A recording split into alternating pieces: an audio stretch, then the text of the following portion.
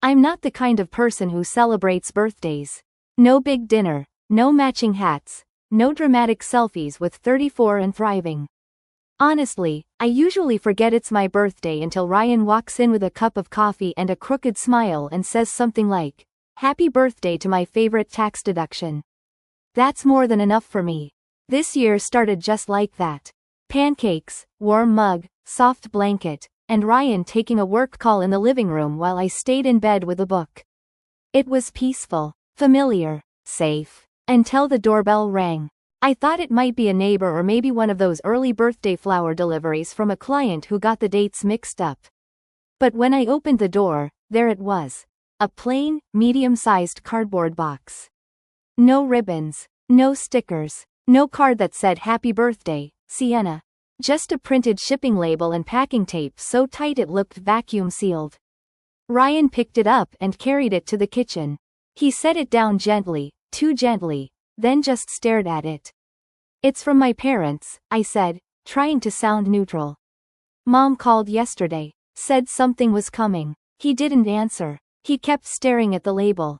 His jaw was set. "What?" I laughed. "You think it's cursed or something?" He didn't laugh. He said one sentence. "Don't open it." That stopped me cold. I looked at him. "What do you mean, don't open it?" He didn't blink, just nodded toward the corner of the box. "There, look." I leaned in, brushing my fingers along the edge. At first, it was just a normal box, tape, cardboard, faint whiff of glue. But then I saw it. The barcode placement, the way the label was printed, the format of the return address, a P.O. box in California. Not my parents' address, not even their city. My chest went tight. I looked at Ryan. He didn't speak. Then my phone rang. Caller ID. Mom. Ryan's eyes met mine. I didn't answer right away. I just stood there in front of the box. Birthday forgotten, pancakes cooling, coffee untouched, while my mother's name glowed on the screen like a warning. And I knew, whatever this box was, it wasn't a gift. It was a message, or maybe a trap, and I had just enough sense left not to open it. I swiped to answer, put it on speaker. Ryan stayed quiet beside me, arms crossed. "Sienna, sweetie," my mom sang out, like honey poured over barbed wire. Did it arrive? I glanced at the box like it might explode. "Yeah," I said slowly. "It's here." "Oh good. We just thought." "Well, we thought you deserved something special. It's nothing big, just a little token of our love." Love. That word caught me off guard. My mom doesn't say it without qualifiers. Usually, it's "we love you, even if you're difficult." Or I say it in my own way. But this? Just love? No jab? "We wanted you to feel seen," she added. "You're our girl." I felt the skin on my arms go cold. I opened it. I lied. "It's beautiful. Thank you." There was a pause on her end. A smile, probably. I imagined her sitting at her dining table, phone in one hand, tea in the other, rehearsing every line like a speech. "Oh, sweetheart," she murmured. "We're just so proud of you. You've always been the strong one." That was it. That line. The strong one. She only ever says that when they've done something cruel and expect me to survive it. Before I could respond, she hung up. No goodbye. Just a click. I didn't move. Ryan exhaled slowly. "She's never called you that before." "Nope," I whispered. "She's never sent you anything either. Not even at Christmas." I let out a dry laugh. "Remember when they gave Lana a Peloton and gave me a half-used candle from a gas station?" Ryan smiled tightly. "I think it was expired." We stood there in silence, the box still between us on the counter like a third presence, quiet, watching, waiting. I hated how nice her voice sounded. I hated how badly I wanted to believe her for even half a second. But mostly, I hated how familiar the dread felt. "She only calls me sweetie when she's about to lie," I said quietly. Ryan nodded. "And she never giggles." Exactly. That was the moment I knew this wasn't about birthdays. This wasn't about making peace. This was something else. Something planned. And if I knew my family at all, it meant something was about to break. Not a vase this time. Maybe something worse. To understand how we got here, you'd have to understand Lana. My younger sister by 3 years, but lighter by about 300 emotional pounds. Where I was the planner, the fixer, the one who learned to pack her own band-aids, Lana was the soft-voiced storm that everyone braced for but never blamed. When we were kids, she broke a mirror in the hallway. A loud crash, a scream for attention. I ran in and found her standing there with wide eyes and a tiny scratch on her arm, barely anything, but the tears were already falling like a Broadway audition. My mom came running, saw the mess, and before I could open my mouth, Lana pointed. Sienna did it. No stutter, no guilt, just accusation, cold and clean. I hadn't even touched the thing. But I didn't deny it. Because I already knew how this would go. Mom looked at me like I was the one who couldn't be trusted. You're the big sister. You should have been watching her. Lana got a popsicle. I got a grounding. And that was the beginning. Another time, I was 12 and Lana borrowed my favorite sweater, the one Nana had given me the year before. She wore it to school, got paint on it in art class, and then told Mom I never told her it was important. Mom just shrugged. Why didn't you put it somewhere safe? You know Lana's still learning. Still learning? She was 10. Lana never apologized. She just pouted, said I was too attached to things, and then got taken out for ice cream because she was having a hard day. I learned early. Tears got protection. Logic got punished. By the time we were adults, we weren't sisters. We were co-survivors of the same house who occasionally traded texts and pretended everything was normal when our parents were nearby. Lana didn't go to college. She dabbled, yoga certification, essential oils, a spiritual art brand that was 80% Etsy screenshots and 20% pictures of her holding coffee mugs on beaches. Still, my parents applauded her every move. She's finding her path, they'd say. Not everyone's meant for the corporate mold. Meanwhile, I'd worked 2 jobs through grad school. I bought a condo on my own. I paid off my student loans. And still, I was the rigid one. The cold one. A year ago, they invited me to lunch. Just me. I should have known. That's when Lana asked, so casually, would it be okay if I used your name and address for a business shipment? Just while I figure some things out. I didn't even blink. No. I said it quietly. But I meant it. She blinked, smiled too fast. Then lunch ended, and the silence began. I stared at the box again, as if it would offer up an answer if I just looked long enough. Ryan was still beside me, silent but steady. It's not just the label, he said softly. It's the way it's packed. The seal, the weight, and I knew what he meant. I'd seen it before. Nearly a year ago, we stopped by Lana's apartment, back when she was on her creative drop shipping journey and claimed she was launching a luxury wellness brand. We were just dropping off a casserole dish. Her hallway looked like a shipping warehouse, boxes piled high, bubble wrap everywhere, and a faint chemical smell of melting plastic and varnish in the air. She had laughed nervously when I reached for one. Don't touch that, she said. The supplier's strict. They track everything. Who opens what? I could lose my whole shipment. Strict. Not fragile. Not expensive. Strict. At the time, I thought she was just being dramatic, like always. But now, looking at the box in my kitchen, I saw every detail with terrifying clarity. The supplier logo, hidden beneath a flap. The barcode layout. The same exact packing tape, glossy and industrial. The same faint chemical smell clinging to the cardboard. Only this time, it had my name on the label. My address. No repackaging. No handwritten note. Just a direct shipment. A deliberate one. Ryan didn't need to say it out loud. This wasn't a recycled box. This wasn't a mix-up. This was a shipment intended to look official. A shipment Lana would never let anyone else touch, now sent directly to me. I felt my stomach twist. Not just with fear, but betrayal. The kind that doesn't come from strangers. The kind that wears your blood. I didn't open the box. Instead, I walked over to the counter, picked up my phone, and tapped record. Not because I was paranoid. Because I'd seen this pattern before. Because I knew, whatever was inside that box, was never meant to be mine. And 30 minutes later, when the knock came at the door, I was already standing. Waiting. The knock wasn't casual. It was precise. 3 firm taps, like someone trained not to startle but not to wait either. Ryan glanced at me. I opened the door. 2 officers stood there, uniformed, polite, unreadable. "Good morning," the taller one said. "Are you Sienna Carter?" I nodded. "We've received a report regarding a suspicious package delivered to this address. Do you mind if we come in and ask a few questions?" Ryan appeared behind me, calm but alert. I stepped aside without a word. The box was still on the counter, untouched. Sealed. Silent. "That's the one," I said. The officers moved with measured care. They didn't rush. They didn't speak much. One of them examined the label while the other scanned the room like we might be hiding a second box behind the blender. "Did you open it?" "No." "Did you order anything recently from a third-party supplier?" "No. My parents sent it. My mother called to confirm." "Do you have proof of that?" I reached for my phone and hit play. The recording echoed through the kitchen, my mother's voice syrupy and strange. "Did it arrive?" "Just a little gift. You've always been so strong." I stopped the clip. The officers exchanged a look. "Would you mind if we opened the package in your presence?"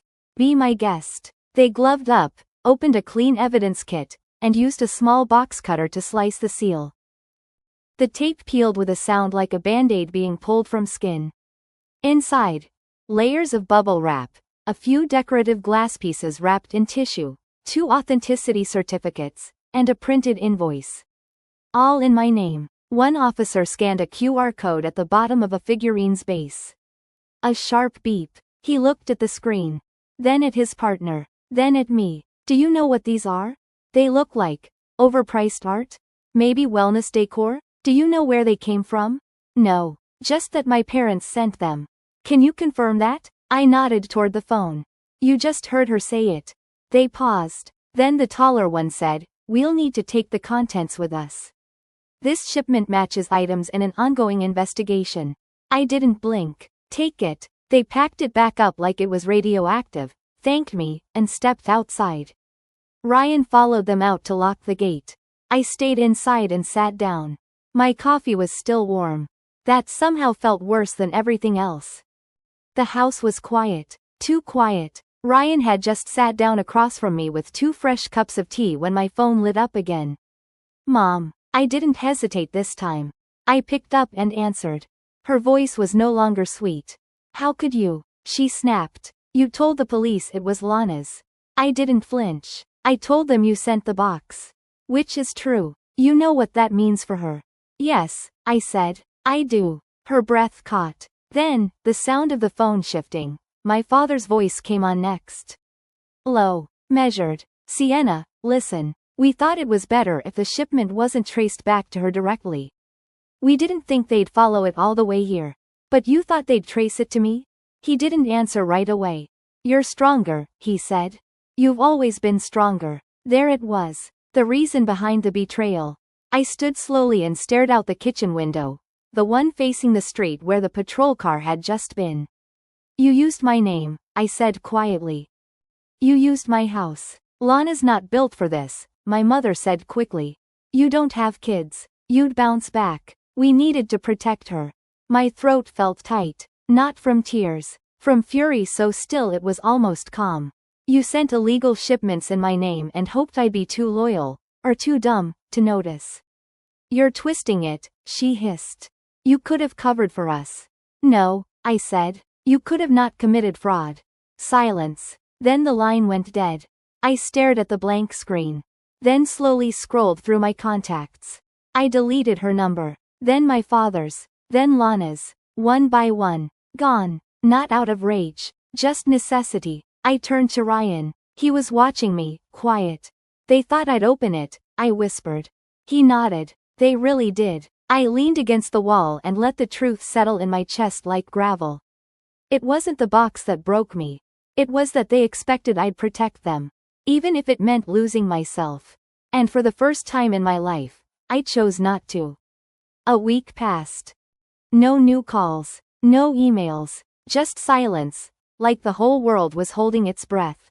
Then one morning, as I was finishing a bowl of cereal, my phone buzzed with a number I didn't recognize. I answered. "Ms. Carter? This is Detective Rowan with the Oregon Financial Crimes Unit. Do you have a few minutes?" "Sure," I said, slowly setting the bowl aside. We need to confirm a few details. Your name appears on multiple filings related to a business your sister operated. Were you ever aware of being listed as a partner or co-owner? No, I replied immediately. I've never registered a business in my life.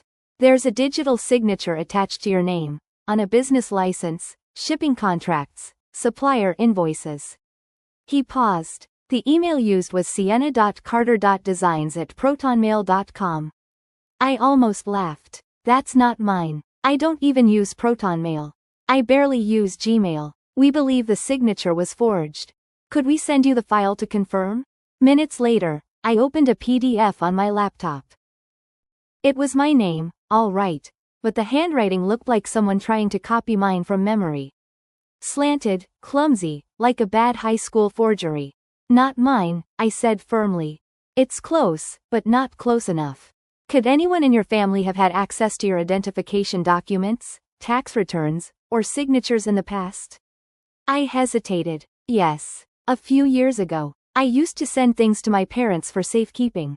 That word used to hit me hard. I didn't say it out of anger.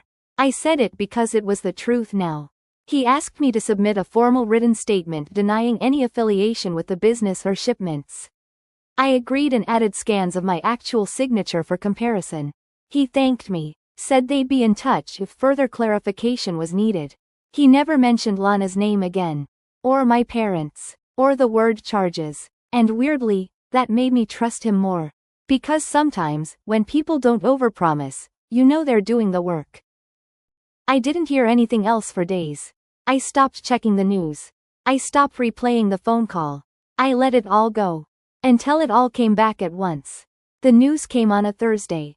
Lana had been formally charged with wire fraud, identity theft, customs violation, and business license fraud. She took a plea deal, 2 years of probation, a hefty fine, and a 5-year ban from registering any business entity. My parents? Conspiracy to commit fraud and aiding identity misrepresentation. They pled guilty. Community service. Public record. A fine big enough to hurt. But what stung the most? Not once, did any of them say my name in apology. I didn't go to the hearing. I didn't want to see Lana cry in a neutral-toned cardigan while my mother dabbed her tears with a courtroom tissue and whispered she meant well. Instead, I stayed home. Ryan made cinnamon rolls. I sat barefoot on the porch and let the sun land on my shoulders like something earned. But a week later, the text came. Mom, can we talk? Just the two of us. No Lana. I almost deleted it. But curiosity, that old ghost, won out. We met at a cafe 2 blocks from the courthouse. I arrived 10 minutes late on purpose. They were already seated, Mom and Dad, both holding lukewarm coffee like it might protect them. I ordered the most overpriced pastry on the menu. Just because. I didn't sit. We didn't know she used your name, Mom said softly. You didn't ask either, I replied. She told us it was just a shipping thing. That you agreed. Right. Because forgery sounds better when it's dressed up.